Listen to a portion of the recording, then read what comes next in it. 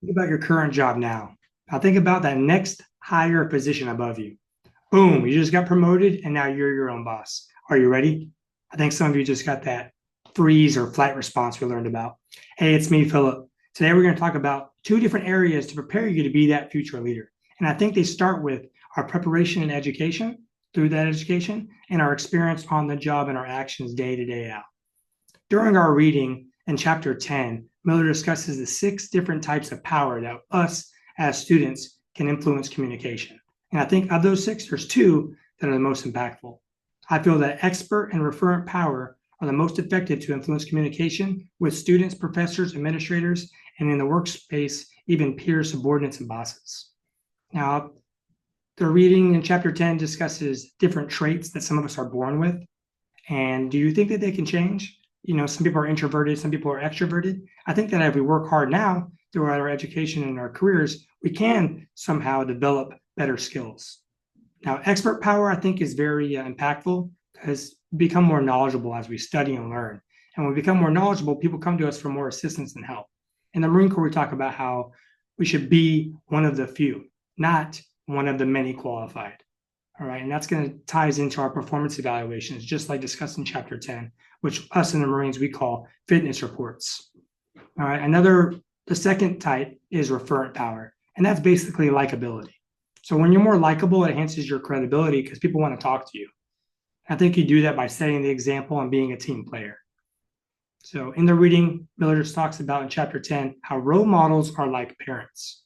And I like to think that as parents develop you, they understand you, they listen to you, and they look out for your well-being. Now, as a leader, when you're more likable and you have that expert power, referent power, it kind of makes you more confident and builds that charisma characteristic that's discussed in chapter 10 as well. People that have more charm are more appealing and followers want to follow you. I recently just got promoted and I moved from Japan to Guam. I was in charge of 50 people or so. Now I'm in charge of a few hundred.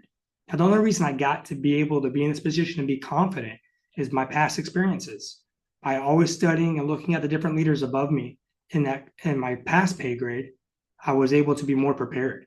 So I studied, became more knowledgeable. I worked on my communication skills, talked to them, and utilized them as role models. And that developed me and my communication skills to be ready for the job I'm in now. So not just the communication skills that we develop prepare us. I think also the readings that we talked about, the leadership theories, those leadership theories, and by putting in the reps in those now, will prepare us to be more beneficial leaders. Throughout our reading, we learned about behavioral theories and the different styles. The authoritative, which is more of the leader, do what I say. The laissez-faire, which is more of a team-led approach. And then the democratic, which is basically led by the people. In the Marine Corps, I utilized a lot of those different ones. Situational leadership was another one that caught my eye, how there's 4 different groups. And basically, like the name implies, it's situational based. There's multiple different factors, and how each unique situation moves you closer and further away in a combination of those different groups. I think it's important that we know how all of those different leadership theories can be applied towards us as leaders. For example, I've discussed performance evaluations previously.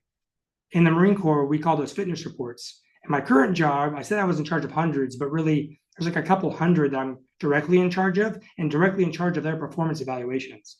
The other hundreds around me within my installation, I basically have the power from my boss to enforce regulations and things, but I'm not directly in charge of them. So I have to think about the different ways that I communicate and foster respect and trust with those people. The people within my direct company, I could be a little bit more authoritative and kind of tell them what to do because I'm directly in charge of them. The other ones, not so much. So I have to sort of inspire them and kind of lead them along the way. So it's definitely important to utilize those different types of leadership skills.